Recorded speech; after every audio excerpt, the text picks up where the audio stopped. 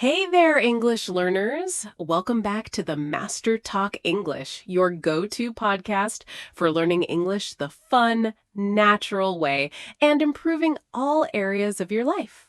I'm Angelina. And I'm Tom. We're so excited to have you with us today. Whether you're new here or you've been listening for a while, we've got a great episode lined up for you. Absolutely. Let me ask you something.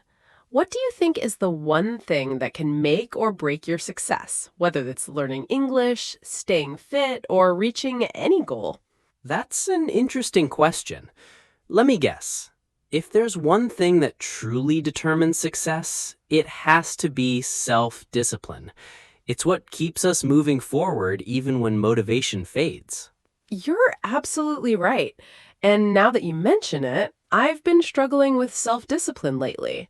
I've been falling behind on some personal goals and, to be honest, feeling a bit undisciplined. I can totally relate. We all have those moments where we set big goals and then struggle to stick with them. What's been going on for you? Well, for example, I've been wanting to exercise more, but the days when I need to work out always seem to clash with my Netflix binge sessions. I just can't seem to keep the momentum going, and I keep thinking, I'll start tomorrow.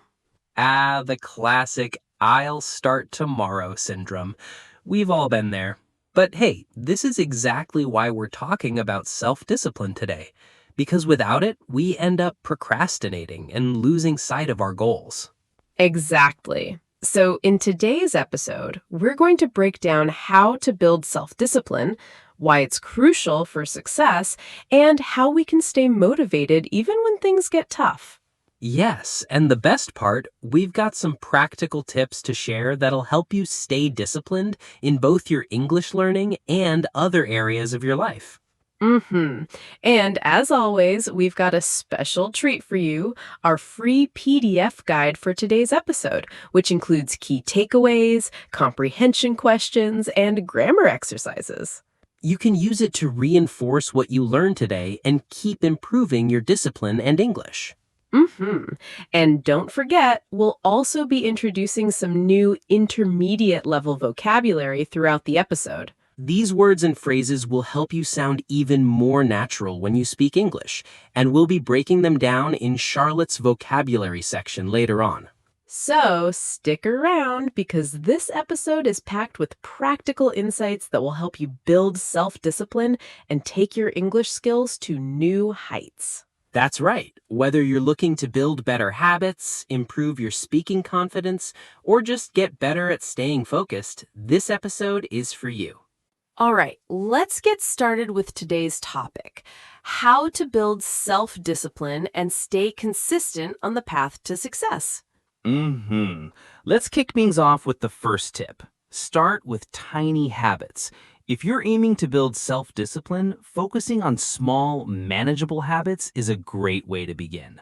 I can totally relate to this.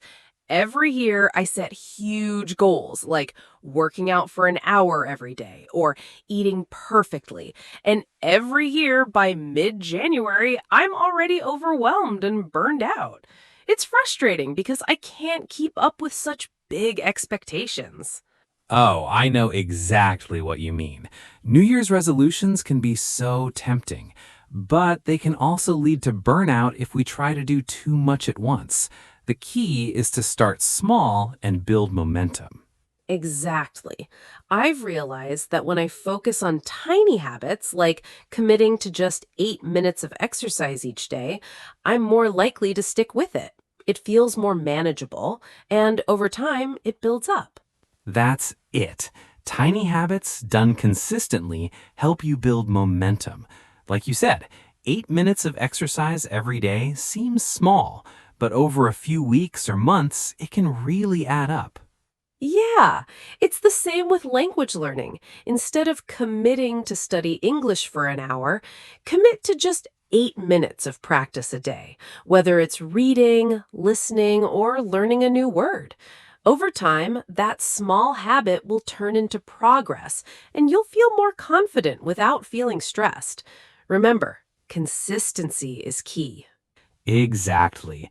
James Clear in Atomic Habits talks about how small habits compound over time. The idea is to make the habit so small that you can't say no to it. You might only practice for a few minutes, but that small effort done consistently leads to big results. I love that. And the best part is, when you focus on small habits, they naturally become part of your routine. It's easier to stay disciplined without feeling like you're forcing yourself. Totally. And now, moving to the second tip, focus on systems, not just goals. Goals are great, but they don't always lead to success without a clear system to back them up. I've definitely made that mistake. I'd set big goals like, I want to lose 30 pounds in 3 months. But without a system in place, I just couldn't keep up. I'd start strong, but then get discouraged when I didn't see quick results. Exactly. That's where systems come in. A system is a series of small, daily actions that get you closer to your goal. Oh, I see. So instead of focusing on the outcome, our listeners should focus on creating a system for success. For example, they can practice English for just 10 minutes every morning or listen to English podcasts during their commute. By making these small, consistent habits a part of their daily routine, they'll start seeing big results over time. Yes, and once your system's in place, it becomes automatic.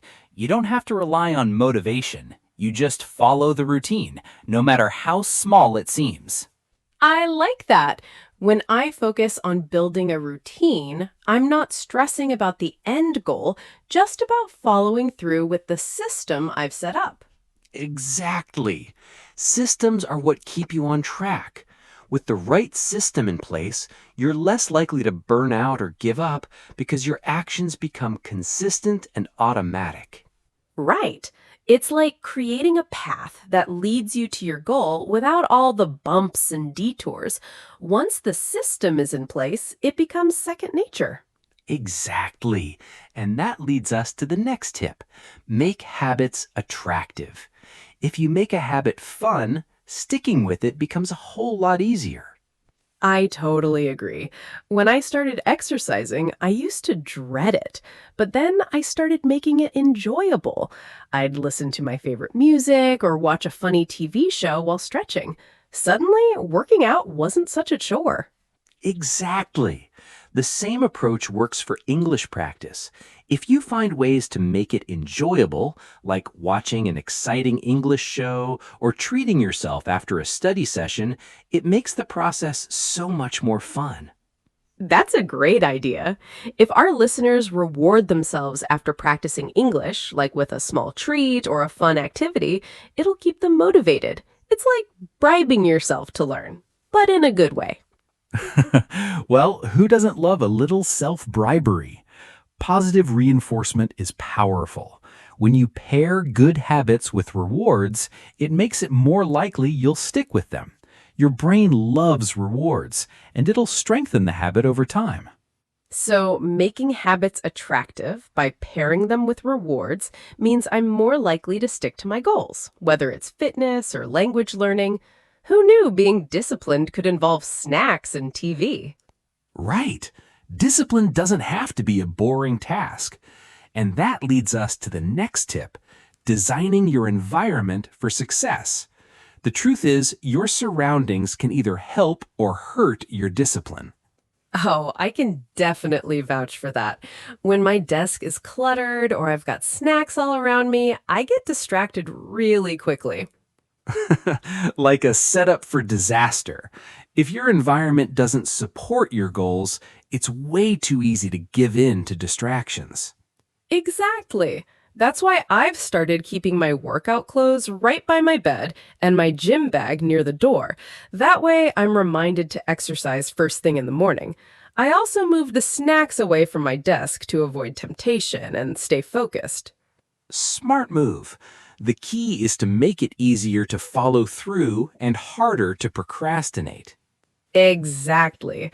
Same thing goes for English learning, too. For all of you learning English, make your environment work for you. Keep your study materials visible and accessible, whether it's books, apps, or flashcards. Make sure they're within reach. Out of sight, out of mind, right? Right. And don't forget the people around you matter too. Surround yourself with people who support your goals. If your friends are cheering you on, it's a lot easier to stay disciplined. Well, unless your friends are distracting you with cake, but that's a different story. Haha, true. And speaking of distractions, that's where managing your willpower and energy comes in. Willpower is like a muscle. It gets weaker the more you use it. Oh, I totally feel that. By the end of the day, I've used up all my willpower and I'm just trying to resist the urge to binge watch Netflix. I hear ya. That's why it's important to manage your energy wisely. Do your most important tasks, like studying English or exercising, when you're feeling your best, usually earlier in the day. Right. So for me, if I exercise in the morning, I'm more likely to stick with it. But by the evening, I don't have the energy to force myself to work out. Exactly. And for English learners, find your peak energy time and use it for focused practice. Whether it's reviewing vocabulary, speaking, or listening, do it when you're feeling sharp to make the most of your energy. Totally. And another tip is automating decisions. The fewer decisions you have to make, the more energy you'll have for the things that really matter, like learning or working out. Exactly. Automating your decisions helps you conserve mental energy for the big stuff. Now, once you've set up your systems, having someone to hold you accountable can take it to the next level. Social support is key to boosting your self-discipline. I completely agree. When I have a workout buddy or a friend checking in on me, I'm way more likely to stay on track with my exercise routine. Exactly. The same goes for English learners. Whether it's a language partner, a study group, or even just a friend who checks in on your progress, having someone hold you accountable can make a huge difference. It's like having someone to help you stay focused, except without the judgment. Just a gentle push when you need it. That's the idea. Accountability helps keep you motivated and consistent. Whether it's sharing your English practice with a friend or working out with a partner, it's much easier to stay disciplined with support. Exactly. And for fitness, if I have someone to encourage me, it's so much harder to skip a workout. Same for English. You're more likely to stick to it if you've got that support. hmm Now that we've covered some powerful tips for building self-discipline, let's take a quick moment to review some key words and phrases we've mentioned today. That's right. And to help with your English learning, we've got Charlotte here to explain some of the intermediate vocabulary we used today. Over to you, Charlotte. Hi, everyone. It's Charlotte here, and today I'm going to break down some key vocabulary from today's episode that can help boost your English skills. Let's dive in. And that's it for today's vocabulary section. Remember, the best way to remember new words is by using them in real-life situations. Try to include these words in your conversations or writing to reinforce your learning. Thanks, Charlotte. Those vocabulary tips are always helpful. Absolutely. And now it's time to wrap up. Thanks for tuning in to another episode of the Master Talk English. Remember to keep those tiny habits in place. Stay consistent and make your environment work for you. And of course, reward yourself along the way. Good habits don't have to be boring. Make them fun. We'll catch you in the next episode. Keep learning and keep improving. Until then, take care.